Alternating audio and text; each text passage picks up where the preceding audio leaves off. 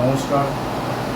The Daily Sun থেকে স্বাগতম, শুভেচ্ছা এবং সাথে থাকবেন এটাই আশা রাখছি এবং সঙ্গে থাকুন। গরম খুব পড়েছে আমাদের পশ্চিমবঙ্গে, প্রচুর এখানে ভ্যারিয়েবল মানে ডিফারেন্ট কালচারের মধ্যে একটা মেলবন্ধন আছে। কেন বলছি অন্যান্য রাজ্যের তুলনায়? এই গরম 3টের সময় মার্কেটে গিয়ে দেখছি চা দোকান খোলা। ভাবলাম হয়তো যে না, চা দোকানে হয়তো ফাঁকা আছে, কেউ নেই। লোক সেখানে ভর্তি।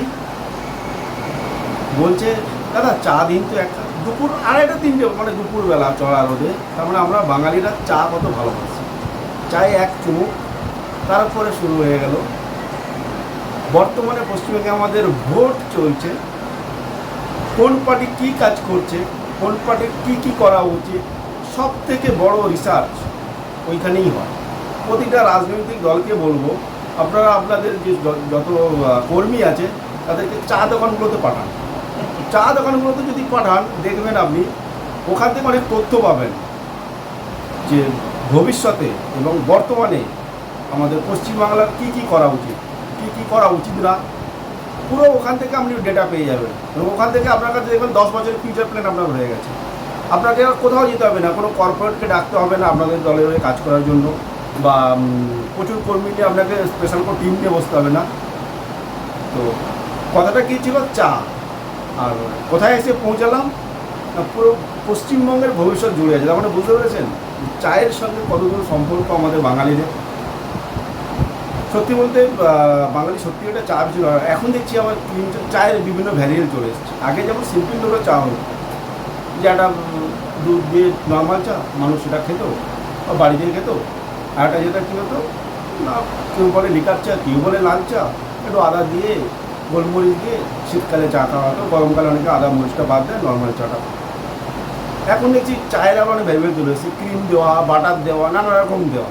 তার মানে চায়ের উপরে অলরেডি আমাদের পশ্চিমবঙ্গে রিসার্চ চলছে এবং চাকে নিয়ে অলরেডি ডেভেলপমেন্ট চলছে যে কী প্রকার চা আসতে পারে। কেন আমি বললাম? কারণ চায়ের সঙ্গে বাঙালি ওতপ্রোতভাবে জড়িয়ে আছে। তার একটা কারণ সামনেই আছে, দার্জিলিং আছে। দার্জিলিং চা পৃথিবী বিখ্যাত স্মেলের জন্য, মানে অ্যাজ এ ভালো স্মেলের জন্য এটা সারা পৃথিবী বিখ্যাত। তার পাশে আমাদের পাশে আসাম স্টেট আছে, আসাম চা, ওখানে দাম কম, চা সব থেকে গুরুত্বপূর্ণ। যার জন্য বাঙালির কাছে চায়ের একটা খুব অবদান আছে, চায়ের প্রতি অবদান আছে। কারণ অনেক সময় বন্ধুত্ব ভালো তৈরি করার জন্য বা কোনো কারণে কোনো বন্ধুর সঙ্গে বন্ধুর মতের অমিল হয়েছে, চল আজকে চা খাবো, চা খেতে খেতে সম্পর্ক ভালো হয়ে গেল। চা পার্টি এখন চলছে। তো চায়ের সঙ্গে বাঙালি খুবভাবেই জড়িত। এটা নিয়েই বললাম, আর কিছু। চায়ের সঙ্গে কিন্তু রাজনীতিও যুক্ত হয়ে গেছে। এটা প্রথম থেকেই আমাদের বাঙালিদের সমাজে আছে, চায়ের সঙ্গে রাজনীতি। এটা থাকবেই, আছে এবং ভবিষ্যতেও থাকবে। চাকে ছাড়া বাঙালি চলতে পারবে না। হ্যাঁ, চায়ের বিভিন্ন পছন্দ হতে পারে। তো সেই জন্যই এই যে কালকের বা পরশু বা তারপরের দিন, যাই হোক, এই যে এত গরম পড়বে, গরমটা তো কমছে না। তার মধ্যে ভোট রেশিও চলছে। তো এই ভোট রেশিওর মধ্যেই কিন্তু যে কর্মীরা থাকবে, সকালে যখন ব্রেকফাস্ট করার পরে বলবে দাদা এক কাপ চা পাঠিয়ে দেবেন।